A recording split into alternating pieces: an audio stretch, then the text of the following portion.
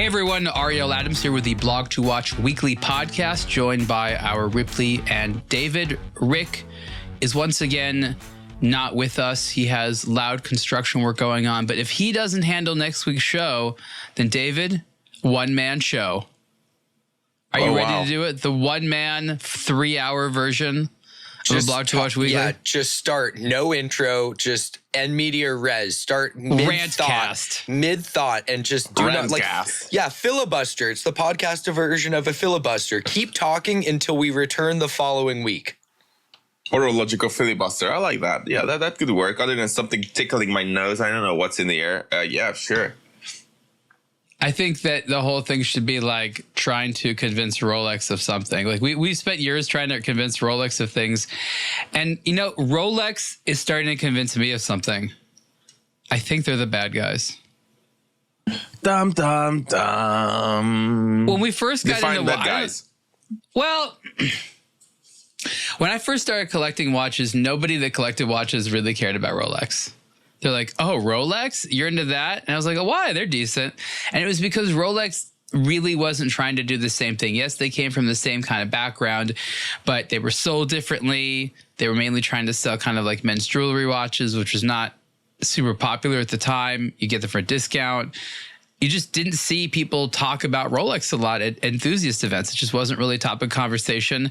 I mean, you'd never see a Datejust. Like if you just polled watch enthusiasts, you would not know that the Rolex Datejust even exists. Like it never was talked about at all, despite the fact that it was, even more so at the time, very, very popular. So it was kind of like Rolex was known, like, oh yeah, they do their own thing.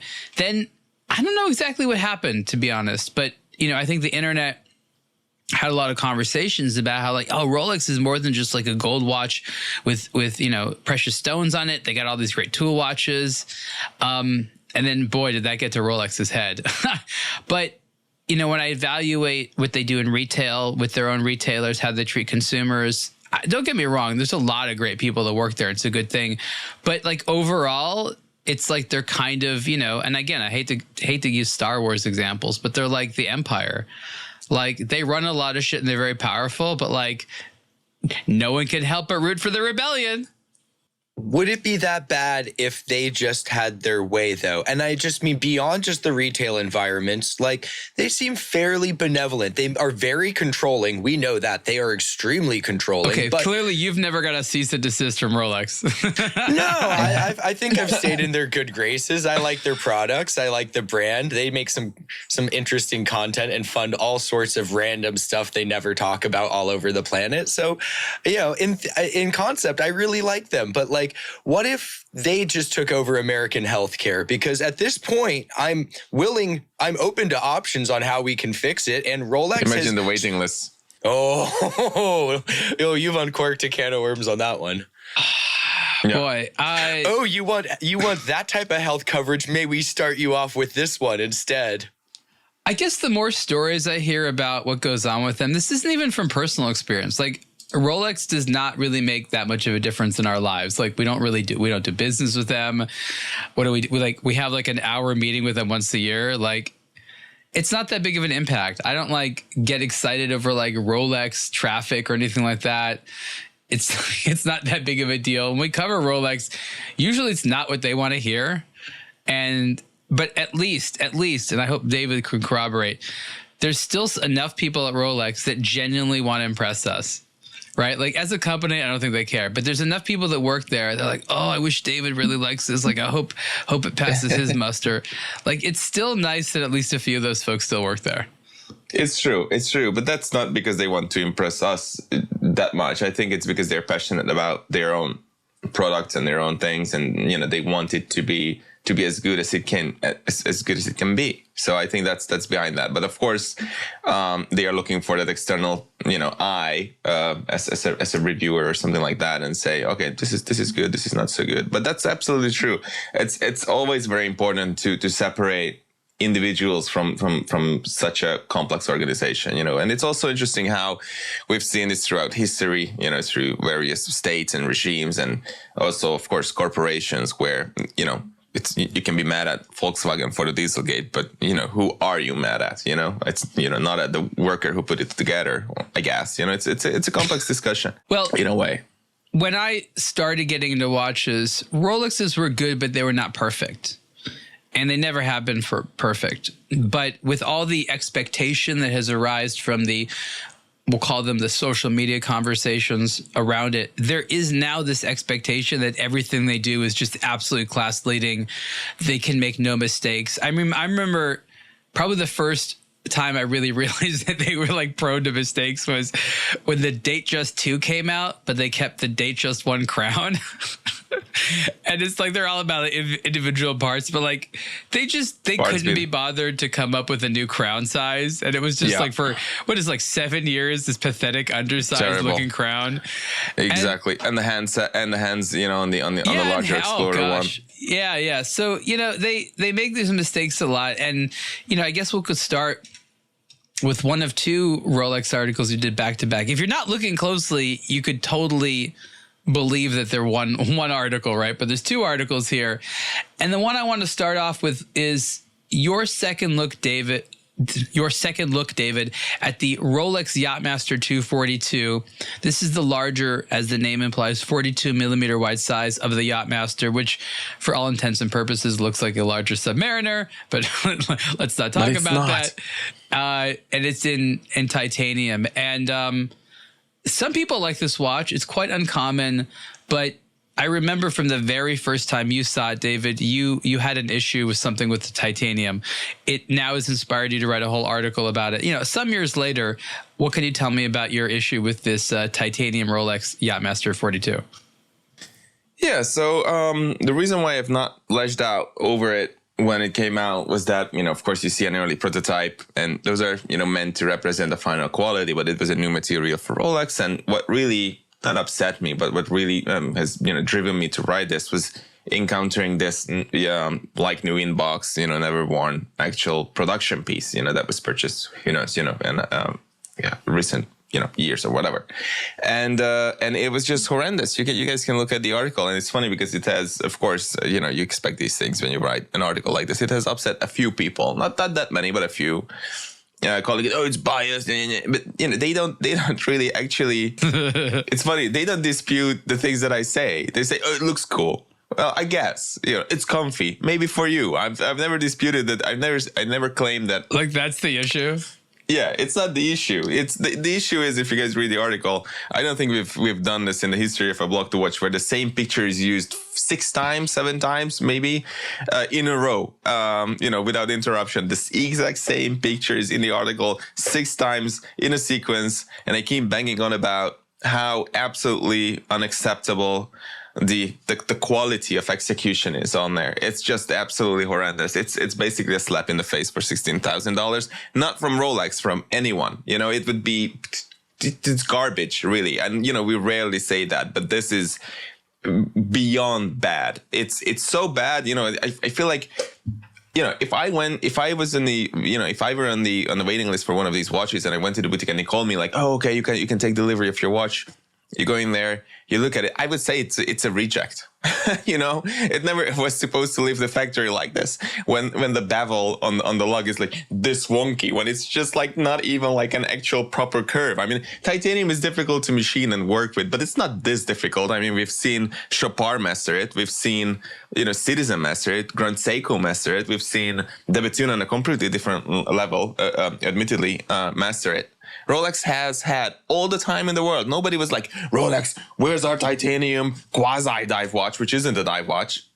The time is ticking, clock is ticking. There's, nobody rushed Rolex into this. And they had, they managed to test the waters with Tudor. And even, I would even go on a limb and say that probably the Tudor looks better. It's not great, but it's not this bad.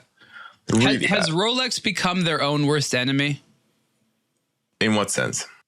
In the sense that, again, expectations are so high. Like, there's a universe where you could be more forgiving, and you're like, you know, yeah, it's expensive and it's super amateur, but it's cool to have a titanium Rolex. Yeah, but at this price point as well, I think Rolex has gotten a lot more expensive within the last decade. And if you looked at the retail pricing circa 10 years ago versus what it is now, let alone what that watch, specifically the Titanium Yacht Master, trades hands for on the open market, the expectations have to be higher. It's, you know, Rolex operates at a higher price point. What's forgivable for below 10 grand at like 7, 5, 6 is not at 12, 14, 15. And so at this price point, you do want something more. I am in the camp where I think this watch looks really cool. I love the idea of it. It is laughably big on my wrist. I don't know why this wears bigger than like many 44 millimeter watches. I don't know what magic they've done to make this watch wear so large, but I can't wear it. I like it. I think it's cool. It's weird that it's a sailing watch, not a diver, but like, I agree with David. It just doesn't feel as nice as I want from a Rolex. I'd rather have this watch in steel and wait, that's just a Submariner. Never mind, you know, so. And I scroll down, Ariel, into the article. Meanwhile, sorry to interrupt, Ripley. But like, I like this thematically. Like, I want to like this watch so much more than I do. But I would agree with David. It's a little bit underwhelming in the metal. Some of that is maybe the finishing. Some of it is I'm used to just Rolexes feeling heavier in the hand, especially when they're this comically large on my wrist. But I would completely agree. You handle many titanium watches that are half this price. And I don't necessarily feel that this is as good, let alone twice as good. You were really bothered by this part. Yeah, if this is on a $1,600 Longines, I would be like, wow. I mean, you literally have to not look at it for this to be acceptable. I mean, I kid you not. I don't think that there's a way of looking at it. I can't squint hard enough for this to be acceptable at any level. And has Rolex themselves addressed this or talked about, you know, RLX Titanium? They went so far as to brand it. Have they explained what they're trying to accomplish? I've dug up every possible, you know, crevice of the freaking Rolex website and newsroom that you can think of. Here it is, more and more. I want people to look at it. It's like the four side in the same picture. I see what you're trying to do there, David. Yeah. I mean, the more you look at it, it just doesn't get any better. There's 0 redeeming features. You're going to look at it the 6th time and it's still bad. Somebody was saying like, oh, it's rage bait or whatever. It's not. It's just a bad watch. I mean, I would contend that if Rolex charged a lot less, there wouldn't be this. And I feel that's why I said they've done it to themselves, because they've created a series of expectations. It's not just the price point. It's how you are treated. And I think what's really important to say is that Rolex one of the few companies who, when they put like the ridiculous amount of time and effort into these marketing shots, it still more or less looked like the watch. Like, oh, wow, the watch really looks like that. More or less. Like this looks way nicer. Like this bracelet, like, okay. But like when you see it in person, yeah. It's totally different. It's so unoriginal looking. Yeah, the shiny parts on that case look way shinier on the render on Rolex's official images that you can find on the website and the media site than you could ever make it look. Again, the watch that I took a look at was brand new, perfectly clean. I used the flash for the pictures. You can see that. Look at this. Like if you zoom in, I'm not sure, you know, maybe there's some compression here in the screen recording, but you can totally see in this scalloped edge of the bezel, you can actually see the drilling marks for every single little hole that was, you know, drilled, you know, for better grip or whatever. And I think that's just not acceptable, especially not from a company that does the fluted bezel. You know, Rolex's fluted bezel is so beautifully done. It's virtually unparalleled unless you think of Tissot's 18-karat fluted bezel, which they did just as a dig at Rolex, which is almost identical. But very few companies can get close to Rolex's fluted bezels, and this is just not good enough there. And to go back to answer your question about what Rolex says about RLX Titanium, I looked it up, and there's one paragraph where they describe the type of finishing. They call it a polish a few too many times, I think. But they don't say how it's done. What is it that they were going for? They just say it was difficult and that, you know, some parts are brushed and some parts are polished, and then that's it. which is not a description of the technique, which is not a description of any meaningful value to us or to the reader or anyone else. There's no video on Rolex's YouTube. There's nothing. Rolex does absolutely nothing whatsoever to explain this, which is interesting to me because it sort of implies that they were trying to, muddle this up a little bit or just not be too open about it. Because once you say that, oh, it's actually grade 5 titanium, then it's just another titanium watch. And then that suddenly opens it up for comparison. If you don't say anything, you call it something else, which is what they're doing with Oyster Steel, which is what they're doing here, which is what they're doing with Everose and all these things. Then, then it suddenly becomes incomparable, at least in some customers' minds. And they say, oh, well, maybe your Citizen is nice, but this is RLX titanium. No, it's grade 5 titanium and it's finished poorly. One of you asked the question earlier about like what Rolex would do if they sort of like took over and ran the industry. I think there'd be a lot fewer other watch brands. I feel like one of the first things they would do. Look at what they did to Karl F. Bucherer, my beloved Karl F. Bucherer. Wonk, wonk. Let's put it this way. Most people buying Bucherer would have done that in the immediate, okay? Like, we love Karl F. Bucherer. David and I have a lot of fantastic memories. I own one. I do too. I think we own the same one. Petravi Scuba Tech. But that's a company that for the last several years of its operation truly had no direction. And the choice was, let's lose more money or let's pump in more money, lose more money, and then maybe make money. Like, no, there's no way of moving forward without immediately losing money. And I'm not saying Rolex can't afford it, but like, you can see a lot of people be like, whoa, let's put the brakes on this until we can figure out what's going on in the industry. And it's not like the Swiss watch industry from an exports perspective has recovered, right? They still continue to make less and less watches. So going back to Rolex, I just think that they would say, yeah, all these other companies need to be here. Why does there need to be so much competition at our price point? Maybe people need to look at the $16,050 Yacht Master 42 and think that it's a good value. I like tearing down a bad Rolex from time to time just to sort of keep them a little bit more sober, because it's very difficult to be critical at Rolex when all day, every day, people are like, oh, Rolex, you make that Daytona thing. Oh, and it's like, all it is how amazing it is. And people treat it like it's, like you literally work for a king or that the money is currency. And I think it's difficult for even them to be like, oh my God, guys, like we shouldn't do this again. And I think one of the best conversations we should have sometime is like, just from like the late 90s till now, like all the ridiculous mistakes that Rolex has made in products, of which there have been many.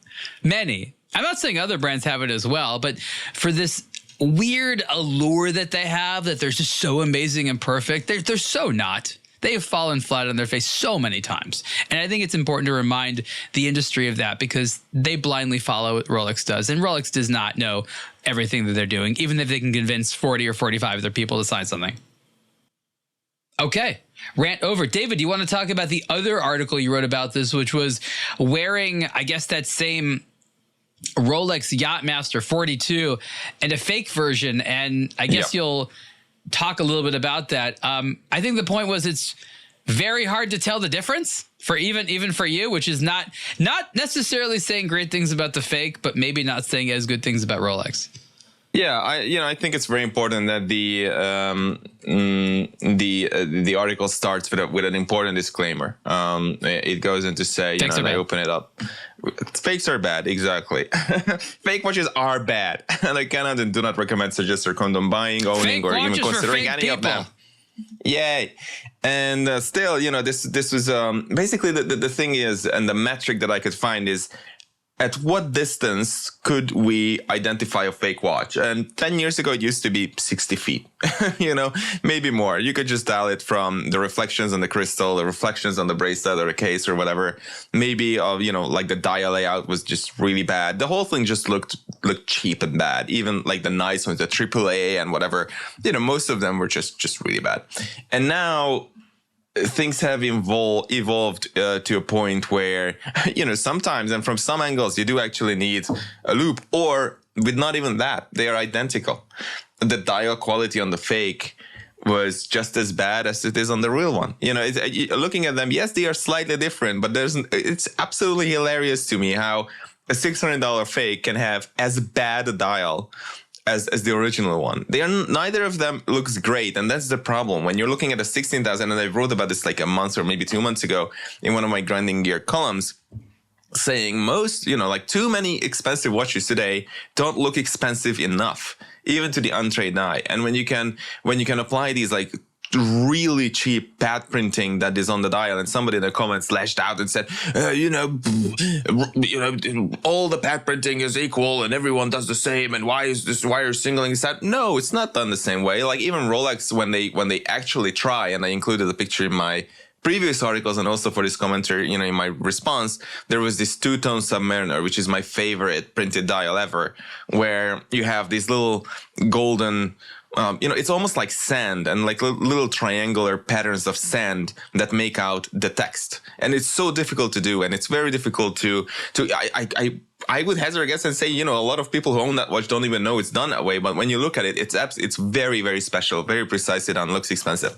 This one, you could just flip the fake and the real one, and no one would say, I have a cheaper dial on my watch all of a sudden. No, and I will say this, Rolex continuously does stuff to make their production less difficult and easier and more cost effective. And to the point of David's comment about the dial text, if you look at the current production two-tone Submariners, they no longer have gold text on their dials.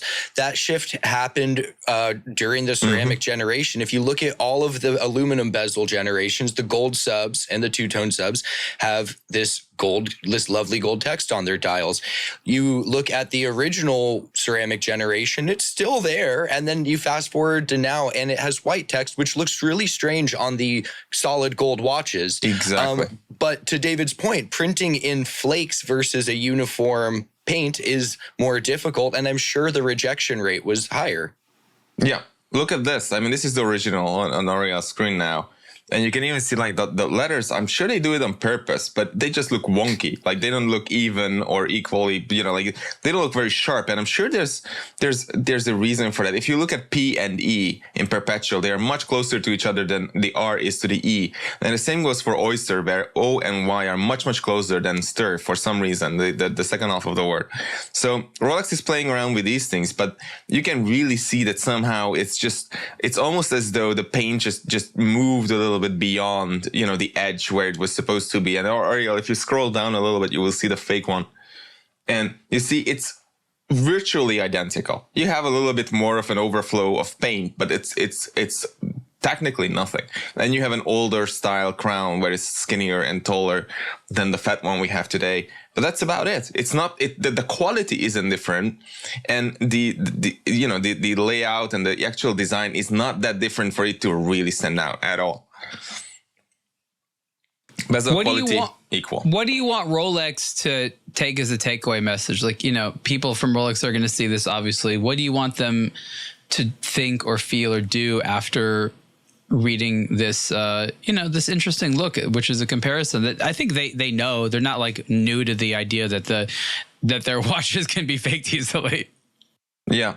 I would love for them to create messaging and types of communication where they convince us that they invest more than 0.2% of their revenues over the course of 10 years into manufacturing technology, where they actually want to create high quality items. Like Audi has come out and said, look, the quality of our interiors, Mercedes has done this, it has been abhorrent in recent years, and we have to fix that. And I don't expect Rolex to do any of this, but I would be, that would be positive, because we can see these giant corporations do this and say, look, we messed up our RLX Titanium. It looked like trash. We'll do it again. And then everyone who's responsible for this should be wearing a Grand Seiko in titanium for like 3 months. And just look at it in the morning, in the afternoon, in the evening, and see how it reflects and how it's done, and not settle until they've created something that at least gets close to it. I'm not saying they should beat it. I can't even imagine Rolex getting close to that, but it would be very nice. And there's just a few too many justifications. You know, they say, oh, it looks rough because it's a tool watch. It's not. It's a $16,000 luxury purchase where you try and create a story, which is, you know, it's not very Rolex for them to do this, but they have sort of failed with the Yacht Master at all times. You see very little imaging, very few ambassadors, very few actual use scenarios where they are trying to justify, oh, you can turn the bezel in the other direction so you can time more quickly and easily time the sailing time between two buoys or whatever. You know, it's just like whatever. So even the story is sort of flaky with the Yacht Master, and then they do this to the quality.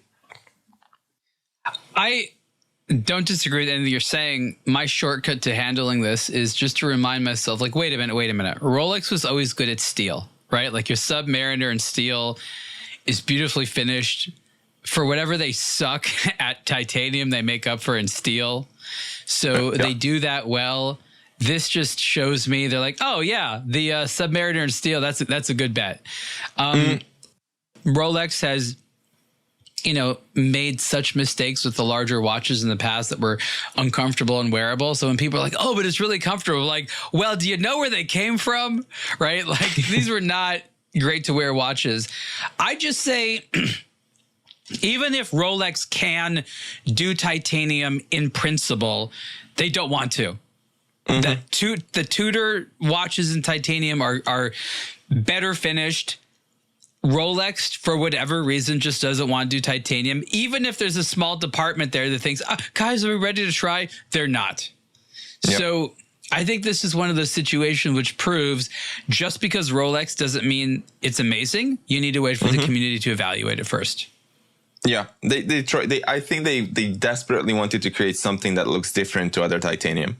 And if you look at the fake is not finished in the same way as the original. That's the biggest difference between the fake and the original. You can open any of these pictures where the two of them are together, maybe something a little bit closer. But even here, you can tell that the fake one is at the top, and it has this satin-like finish that all the, not cheap, but all the like entry to mid-tier, you know, whatever, like Certinas and all these things have. You know, like any Swatch Group brand you can name with a titanium case will probably have this finishing, whereas Rolex has this charred, really like, you know, like barbed wire like finish, which looks really bad, but also very, very rough, which would be fine if they had like put in the effort to create a chamfered edge that actually is polished and looks beautiful.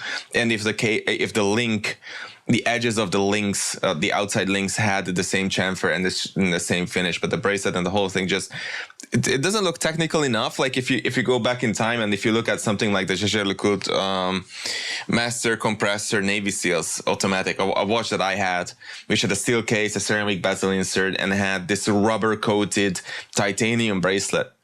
And rubber doesn't sound expensive, and yet that watch somehow nailed this tough Navy Seals inspired aesthetic without looking cheap. And that's, you know, something that was like in 2007, like almost 20 years ago, or 2009 or whatever. So at least 15 years ago. And Rolex somehow just doesn't seem to care, you know, how this whole thing works. The fake, you know, all the little details, like the EasyLink extension has the same sound, the same effect, the same everything. You know, it's really quite impressive.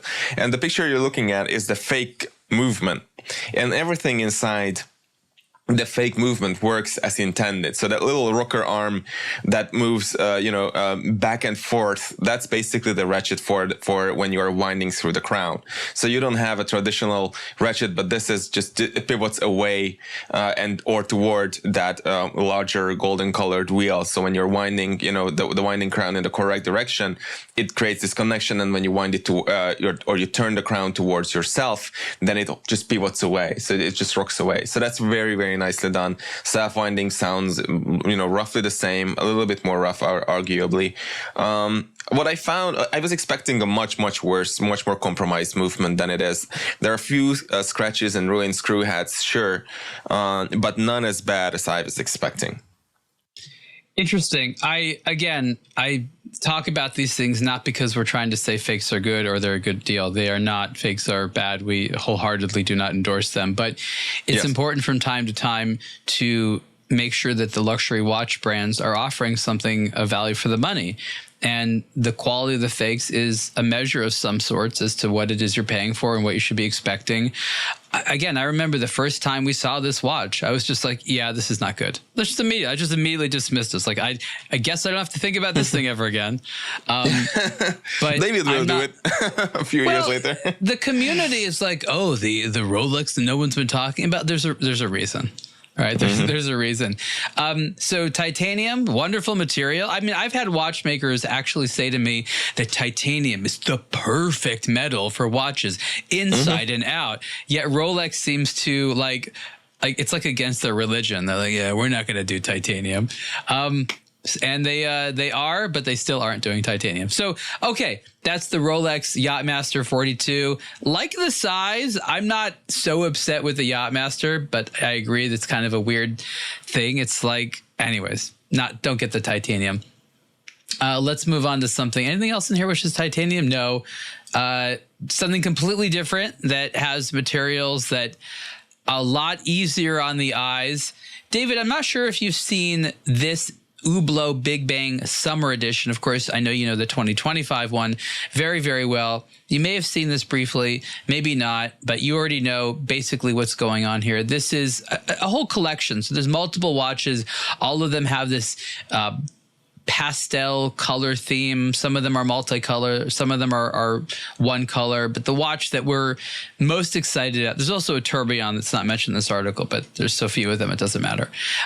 This is the 42 millimeter wide version of the Hublot Big Bang in, what is that, 3 separate ceramic colors? 4 technically. So you've got the sky blue, the pink, the mint green, and then the central case, which you'd see peeking through only on the sides, is white. It's white. Okay, so, and it's one of those things that if like I described this to you on paper, you'd be like, no, that sounds, why, what?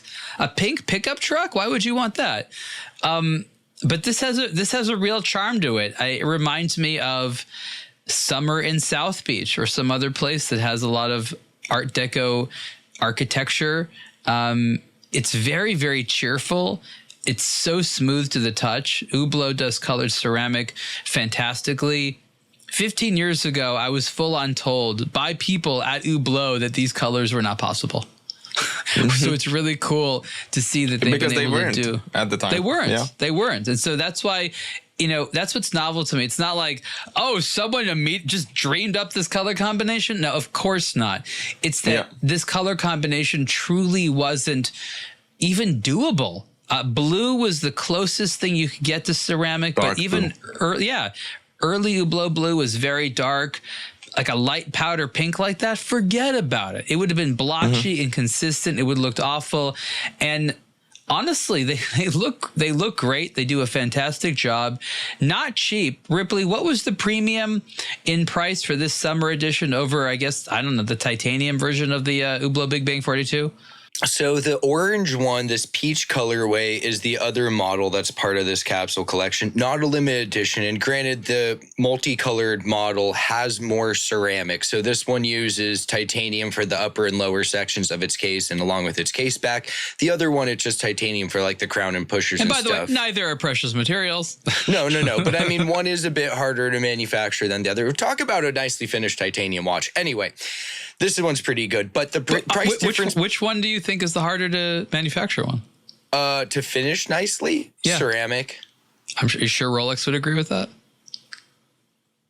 No. They don't really finish ceramic in any way. Their ceramic bezels are fine. Yeah. Well, Sorry, the price difference between the like big peach titanium ceramic one and the multicolored ceramic one is like over $10,000. So big peach, like mid-20s. This is very much in the kind of the realm of like normal Big Bang territory. But the full ceramic ones do cost more. Certain colors of ceramic also cost more. And when you get 4 colors of ceramic with some of them being hard to make, it does get up there. So it's mid-30s for that one. And it's a 200-piece limited edition. There's 10 of the tourbillon version, but like 10 pieces, that thing barely exists. Weren't they like high 20s last year? Mid-30s is quite high. Yeah, it's an expensive one. It's an expensive summer, David. Oh, my God. You see the dude. First, there's a cruel summer. Then there's a cruel, cruel summer. Now there's just a cruel, expensive summer. Hublot summer, yeah. They even call it a Hublot summer in their marketing, so that's hilarious. Yeah, that's fine. I mean, yeah, 34.3. Wow, that's a lot. And you know, we talked about this last year, but Hublot was, you know, just candidly, you know, and very honestly shared with us that they really didn't want to make last year's summer edition because they thought that it was not going to work. And, you know, when we were standing there with the watch in our hands and said, like, what? Like, why don't you just ask us? We could tell you that this is going to be amazing. And of course it was. It sold out in a pinch and it's selling at a premium, you know, and Hublot that you can sell for more than what you paid for it. That's rare. And it totally happens because people like colorful, cool, fun, nicely made watches. And I think $34,300 reflects that. I think they now believe that it's a successful watch. David, we've heard this. It's like a trope at this point. We're like, we thought it was going to fail. Okay, I want to see the ones that actually do fail, right? Because we know that they have failures, but they never show us those. That's what I want to see. Not the one which is obviously going to be cool. Like, what are the ones that fail? Like, what are the ones that like, we thought that other blue color that had no other reason to exist was going to do great. Why did it fail? I just. I sometimes because we've heard that so often, I almost feel like it's just like a game they're playing because like, is the ones that do fail actually predictable? Are you like, oh yeah, that color, yeah, that's gonna do horribly. We shouldn't do that. Yeah. Or are they just being silly? No, they looked at it like, you know, when you're in your little, you know, vacuum in neon or whatever, and, you know, you try and imagine this great big complex market outside and how, you know, a bad decision can affect the image of the brand where the impact is much larger than whatever you can make by selling, you know, some of those watches, then that's the issue. You know, they just have to tread very carefully. But it's so Hublot, I think it totally works. And there's absolutely exactly zero listed for sale from last year's summer edition. There used to be a few. They've all been lapped up and you cannot find any of them now. That's bad. Were those also 42 from last year? Yeah, same thing. Such a good size, isn't it? Yeah, it is, I mean, talk about the large wearing 42, right? Oh yeah, these are better chunky. than the 44. Yeah, these are big. The Tourbillon's 44. These are 42. And one of the things that I think works about this pastel colorway is it's not fully polished. It's microblasted with polished accents.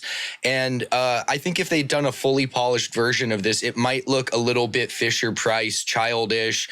But having the contrasting finishing with the most of it being matte, it makes it feel nicer and more elevated, and also downplays what's objectively like a really lighthearted, playful colorway. Having it not be lighthearted, playful, and shiny, all over shiny, kind of mutes it. So I think this could have not worked with a few design decisions that didn't go that way. But I think the cumulative way that they've put this together, I'm surprised by how much I liked it. I wasn't really expecting to like it just based on the photos as much, but I liked it a lot more than I thought I would. Before we move on, I just am using this as an opportunity to talk about the fact that I really do think Hublot needs to update their dial design. Hands, fine. Hour markers, fine. I guess with the Big Bang Reloaded, they came back with sort of a solid dial, but I think for this case in this generation, like, I don't know, like, are we not over the exposed date wheel, the awkward date cutout window, the like so awkward. Asymmetric skeletonization? At first it was because they were really proud of the Unico, and you and I are the first people to say the Unico is great. But I just feel like this is an area that can be updated for the better. I think that would really mark like a 2.0 or just a facelift or whatever you want to call it. I would move the date window to 430. I think it's begging for it. I would, you know, that would also give you a solid stop dial at 3. I mean, it actually is at 430 if you think about it. Yeah. You know, you can literally just tell yourself that's the date and just set it to that. That's so funny. That's true, actually. Yeah. Overall, I agree. I think that's, you know, this already should have been that because the colorway is so fresh. This would have been such a great way to introduce you put a tiny dial. Post-it over the existing window, like trying to match the color, but it's like clearly a Post-it like over it, so you can't see it. And then you write like with like a little tiny marker, on it. Just draw a circle around the one at 430. Yeah. And draw then a write little tiny 15 on circle. it. So when you cover up the date window as it is now, it would serve as the actual 15 marker for the freaking subdial that's useless this way. Oh, well, why not the number 3? Or number 3, whichever you want. Yeah. You could do something with it. I mean, I'm just saying, like, it's not bad, but, you know, it's funny how these brands want to be icons. And I hear this so often, like they don't understand the word icon. Like, oh, we have to be recognizable. Like, no. Icon is something really nice, which is tested through time and people by comparing it to other things have said this different thing is better than the other different things. You can't just be different and keep making it and then be like, oh, we're iconic now. Like there's no formula to that. So we love the Big Bang, but I don't think these companies need to be so precious about things that like stopped working a few design generations ago. Or they could just look at the cool pushers and crown and be like, okay, I'm happy again. Yep. Do you think it would be boring to do an entire book about just the crowns and pushers that have been on various Hublot Big Bangs over the year? The what? Just a whole book, a whole coffee table book dedicated to the different crowns and pusher styles that have been on Hublot Big Bang watches over the years. Wouldn't it be hilarious if it was actually just the same one type and we were always so hyper focused on the other changes that it's actually just the same crown? There's been a few. I you know me, I like to joke about like unreadably boring watch concepts for like a book. Yeah. That would be that actually is pretty funny. You know, with and without superlatives. So you know, the left page would be an actual description, and the right one would have just lavished. But you know, like a long design critique of the pushers and crown, how they go to how they're manufactured. Look, they have come in an enormous variety, and Audemars Piguet on the Royal Oak offshores, for that matter, also have a long legacy of pushers. That would be funny. We just do a pushers review. Well, the AP one might be interesting. Remember the Terminator that had those brass knuckle looking guard things over the pushers? The AP one might actually be worth a read. The offshore went nuts with its pusher. It's like this space has been unexplored. We can't change the octagon, but we can prolapse the right-hand side of the case. Hublot Big Bang pushers versus Royal Oak offshore pushers. That's fine. Yesterday, or not yesterday, the other day, I was telling somebody about this article I wrote like 10 years ago or something, the amazing and hilarious watch reviews of Amazon, you know, and where, you know, on Amazon you would go and you could find right? The Zenith, and these dealers listing luxury watches, and people would go online and pose as though they were customers and leaving reviews. And there was this Audemars Piguet Royal Oak offshore survivor, and the comment said, and the review said, I bought this watch for one reason, to survive offshore, obviously. I mean, the writing quality was amazing. I wish people had that free time these days. Yeah. It's like the most sophisticated internet trolls you'd ever seen. Yeah, very, very sophisticated, super niche. I mean, when you go on Amazon and you leave a review, and then the guy would go on, or whoever wrote it would go on and write this story. The pre-algorithm days, don't we miss them? Easier times, simpler times. Anyway, what's this? Movado introduces the Heritage Kingmatic, a sleek timepiece that brings back the golden age of 20th century mechanical wristwatches when design and distinction were everything. The original Kingmatic was debuted in 1952 as a self-winding dress watch that remained in the Movado catalog for nearly 3 decades. The modern Heritage Kingmatic is directly inspired by a cushion-shaped Kingmatic design from 1962.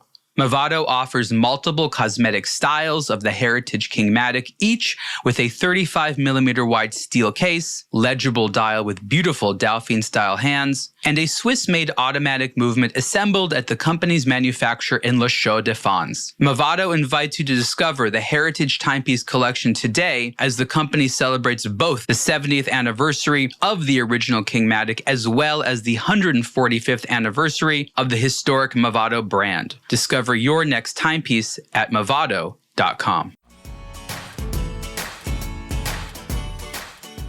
This is the limited edition marathon watch that they made for the 250th anniversary of the United States. Marathon watches I love, but their names always confuse me. So I'm just going to go with the Navigator Anthracite US 250 limited edition. Maybe that sounds about right. I thought some of the interesting little subtle touches here were cool. For example, the strap is bison. Why? Because that's like the national American animal. And we killed a lot of bisons, right? So somebody like, oh, you know, that's in bad taste. Bison skin? No, like that's a celebration. Like bison skin. America used a lot of that. Put it on a watch. They colored it with gunpowder. You know, that's how you do. That's cool. Yeah. I mean, you know, the 12 o'clock hour marker is red, and they're like, that's, you know, inspired by, you know, from the anthem with talking about rockets. And, you know, there's a couple of other little things on the watch. The back of it's the first ever watch from Marathon with a display case back. No way. So, yeah. Scroll down. So Show it. That's interesting. I don't know if it's in this article. It's in the video for sure. It's not even. It's not even. In, there we go. Hey. With the American flag on there. I like how they had to have the obligatory "In God We Trust." I mean, we know the man who designed this, right? So I'm imagining him, you know, not doing it out of like sheer patriotism, but saying like, "This seems like what the Americans want." And Looking at that case back, I could literally, kid you not, hear the eagle scream in my ear. Good. You got the right idea. Can you hear really the bison works. crying? No, thankfully not. Just the eagle. There's a lot going on with this dial. There's like how many different, beyond the hour markers, how many different little pieces of insignias and text. There's something above the hands, there's something to the right of the hands, there's something to the left of the hands. There's Not like enough, right? four or five, how many lines of text on it? Like, what are all of these little symbols? I assume some are the usual like H3 things related to tritium, but this is a very, very busy dial. Technically 9 lines of text, because you have 12, you have the little stars, and then you have 1776, and then you have marathon automatic 26 jewels, and then you have 18 and 6, and then you have Swiss made. So 9 lines of text. I That's like amazing. that they didn't go with the sort of standard red, white, and blue colors that everyone was expecting. Sort of a nice, somber, Very black smart. and white funeral look, you know?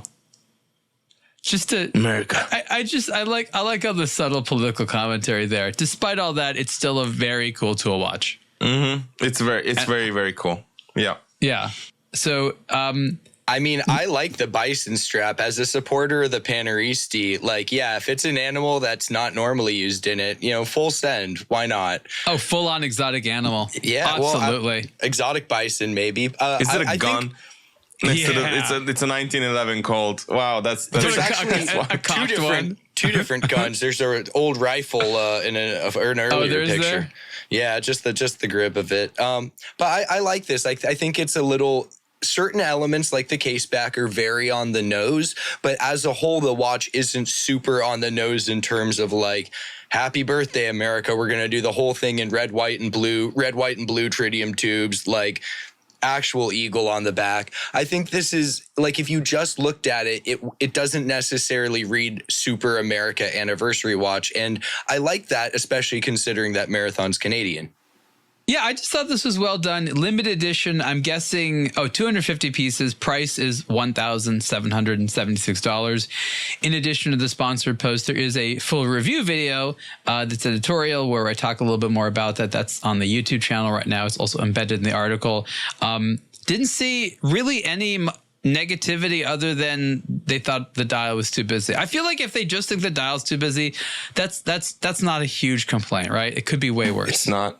And normally in person, when you're looking at these things in the metal, busy dials tend to look a lot less busy when it's text.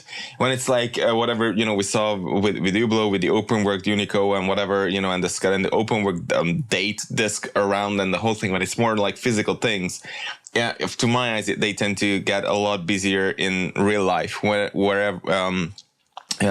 While, you know, with printing and with text, it's not like that. For some reason, pictures just create this contrast that often isn't there when you see it, you know, under a crystal and you look at it with your own eyes. You know, that's just my experience. I'm going to take what Same you're goes saying for this one. even a little bit You know? further. I'm going to say the opposite is true as well, where there's a lot of people now that design on a screen and they want it to look all clean and nice on the screen. Like, oh yeah, there's all that great empty space on there. And then they make it to actual dial and everything is tiny. And boring, tiny, all the dreams they had when it was like, you know, this big in front of them, 15 inches tall. And then I was like, did you ever shrink it down to size on your screen and look at it from a few feet away and be like, what does it look like? Like, that's easy to do. A couple of clicks. You couldn't even do. How many times have we seen brands where it says like automatic or something like that in the dial in utterly microscopic text, which again looks totally legible and I guess appropriate on a screen in real life, illegible. And I think that's hilarious. We see so many dials that come out now where no one can read the text without magnification. Exactly. In 40x magnification, like here, the 7076 and the little stars, it's just something there. And you have really good contrast. The hands are properly sized.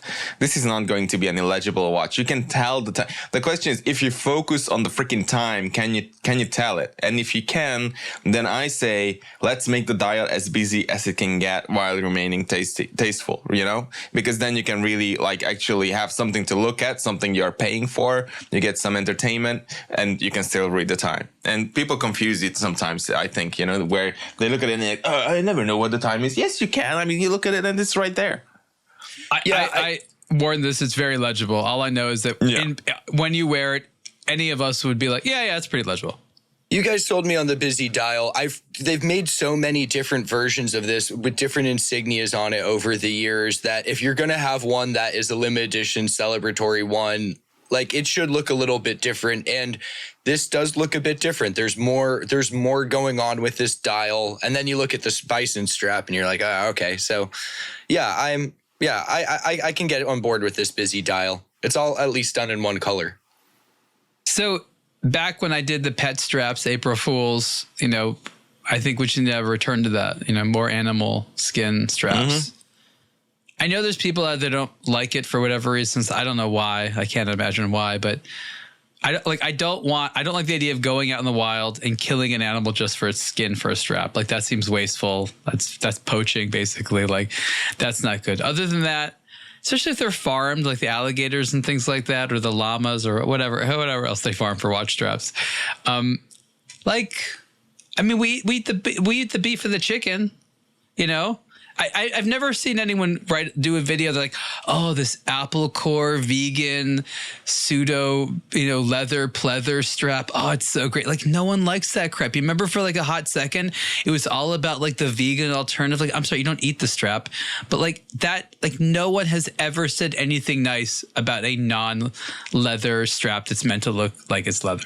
Well, if they found a way to make straps out of mosquitoes, I don't care if it's like ethical or not. You can just go farm those guys, get them however you want. And I would buy one of those out of spite for those insects. It might be terrible on the wrist. What do you think Nortec is made out of? Oh, that's why it's so durable. The mosquito is resilient. It's been here since the dinosaurs. Mosquito. It's seen cataclysms and it's persisted. I mean, when they say carbon, they're technically right.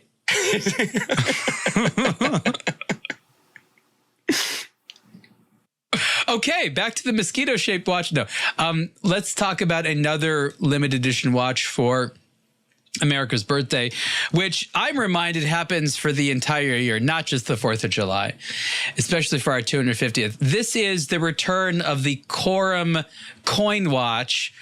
I couldn't tell you offhand when they last made these, but there was a period of time where Corum would occasionally make a very thin... Why you're laughing? Why is it so thick, and why does it have the coinage on the side of the lugs? You're right. It's different than the old Corum coin watch. Well, they really wanted to emphasize it. If it works for Breguet, then inflation. We're having a lot of inflation in the U.S. Apparently, the coins. I just think it's cool that they put it on the lugs as well. For me, that's the piece de resistance there. But it looks like a cheese grinder or something. I don't know. It just looks like something that, you know, has some sort of a purpose to it. It is. It is so highly textured. You know, it's like they wanted some Corinthian columns, and they said no, we have to go full column. So here's some pictures of the old ones. These were popular back in the day when Corum made these. You know, really the only other company that I can think of that did good coin watches is Bulgari. I don't really know who else has done anything like that. I think Piaget might have done a few. Maybe, yeah. Even maybe AP Piaget's did a done few. So some have done a few, but the brands you think of are Corum and Bulgari. Yeah. But I don't think there's an actual coin here, because if you look at it, you'd have to take the coin, cut it in half, stick the movement in the middle, because like they tried to make the whole watch be the coin. That's so. It's the coin that tells time. It's the coin piece. I never thought we would live the day when a coin watch doesn't have a coin in it. Are you sure it doesn't have it? Well, I mean, it has a movement, but look at the case back. Maybe there's two coins. You've got a coin in the case back and a coin is the dial, because that is a beefy case to be a single coin. $58,000? That's a lot of gold, David. Yeah, look how thick it is, though. It's not. Hey, but you could select Montana with a bear. With Missouri that has half of McDonald's on it. Or California with a bridge. Okay, we know you love the bridge. It's not the only one with a bridge, by the way. There's like 3 of them with bridges on it. Well, our bridge is better. This reminds me, remember... Does New Jersey have just industrial waste? Like, what is that? Do you remember when we had it, like maybe the 90s or early 2000s, we had like all the 50 state quarters that were released in the US, and each one had Washington got a facelift on one side, and then the reverse side, instead of having an eagle, we had like each state had, it was like California and had something there. Yeah, this reminds me of that. We're bringing the feeling back. Each one's got its little tribute thing. It's except instead of being 25 cents and you get it as change at the supermarket, it's $58,000. It's giant, and it has a diamond set crown, if I'm not mistaken there. Oh, yeah. Yeah, that's Does Louisiana celebrate military funerals? What's going on there? It's like a guy with a bugle, like wake up, it's time for like boot camp. No, music, the vibrant music scene. I don't know. When there. I see like a horn like that, the American flag in the background, I just think someone died or someone has to go train. This is crazy. I think we've seen enough. I'm not even going to ask what the movement is for $58,000. Yeah, we have to find out. We can't proceed. Is it in? Let's see. Oh, the Corum Caliber CO 82. That's suspiciously like an ETA. Yeah, 4 hertz, 42 hours of power reserve. I'm sad it's only 39 millimeters. I feel like this could have been a great 45 millimeter wide watch. Oh yeah. Why stop at 45, 65? More gold, more better for this amount of money. Like, just keep piling it on. It can be 18 millimeters But then it's thick. going around the neck. 65 millimeters, it's just it's going hanging on a chain. I think you're supposed to clip those pocket swatches onto a bag or something. So this could be like a really big flex. Yeah, but this will weigh like 6 pounds. Oh, Delaware's got a crab. That one's kind of cool. A crab? Yeah. I look, Corum just rebounded. They're trying to make a splash. I don't know what the futures of these will be, but I have to say, as silly as it is, wearing a gold coin kind of thing on your wrist is kind of neat. It's just kind of neat. It is. I've always had a soft spot for the original Corum coin watches. And I mean, if I think about Corum, the 2 models that come to mind, it's the coin and then it's that ridiculous bubble, and which are 2 total opposite sides of the case profile spectrum. So I think it's important for them to have this be a offering in their catalog. I think of Corum, I think of coin watches. So there's 50 watches, and each of them is limited to 5 pieces each. And they cost $58,000.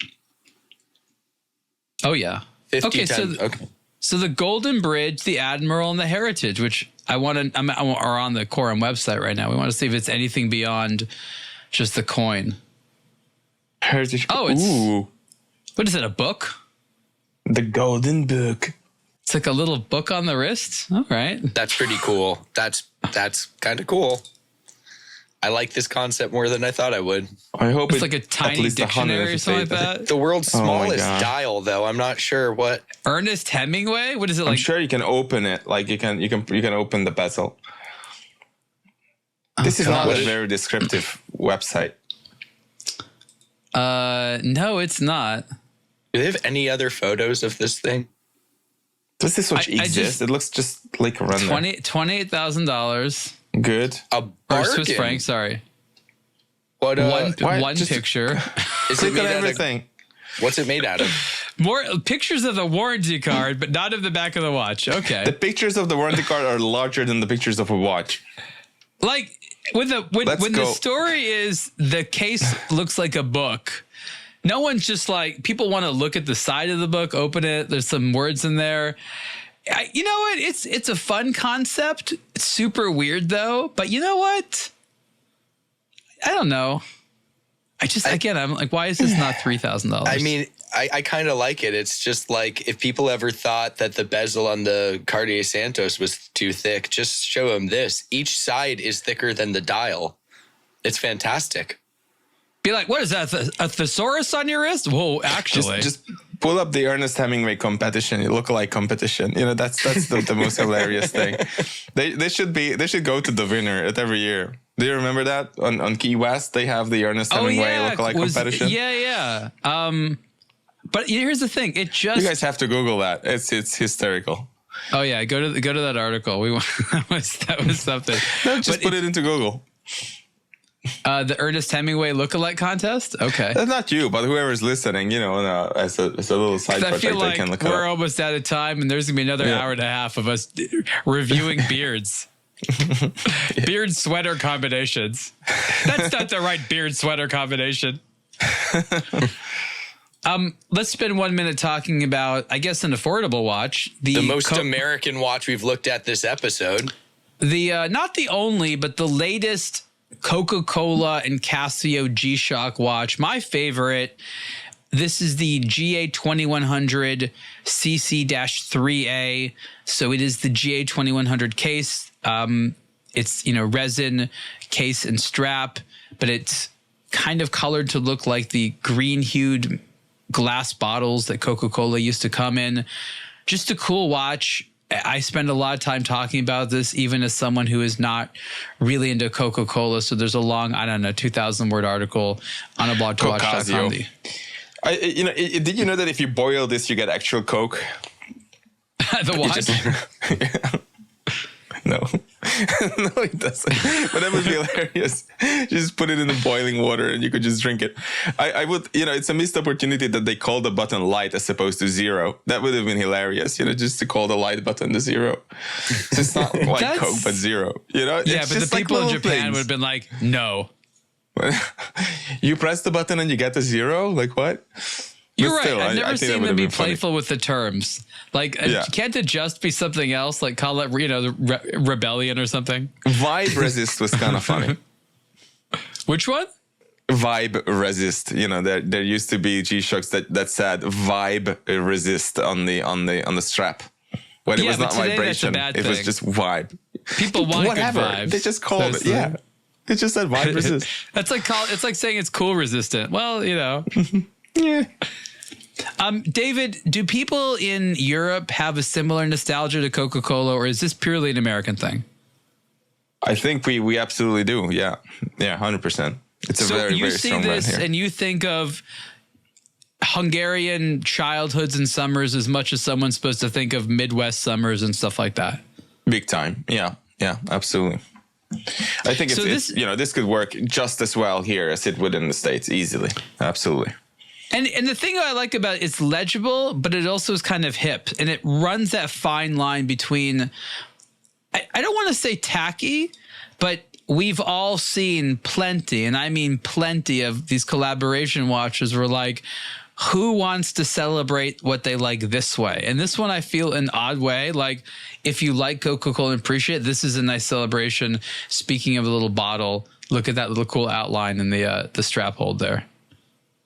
That's a cool detail. I like that. That's my favorite detail. That's very nice. What would have been cool if you could use the buckle to open a bottle of Coke or something like that. There's just so many opportunities here. What are they doing? Yes, maybe it says Coca-Cola on it a bunch of times. Yeah, maybe you can.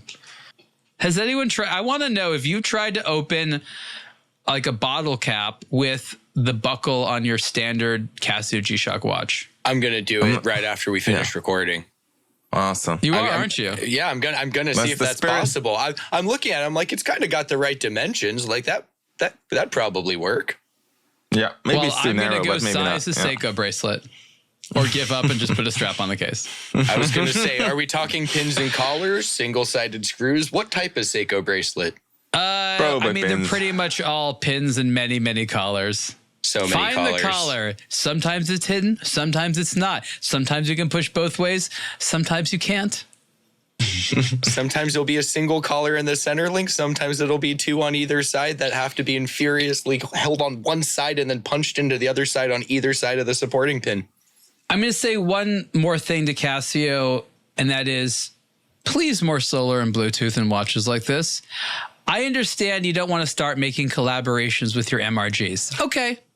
I'm not expecting the Coca-Cola MRG, but can we see more collaboration watches with at least solar and Bluetooth? And the reason is because if you've upgraded, as someone like I have and others, to wearing a G-Shock that has those features, it's very difficult to go back. I don't know about you, but once you have the solar Bluetooth module from Casio, you don't want to go back to a watch without it.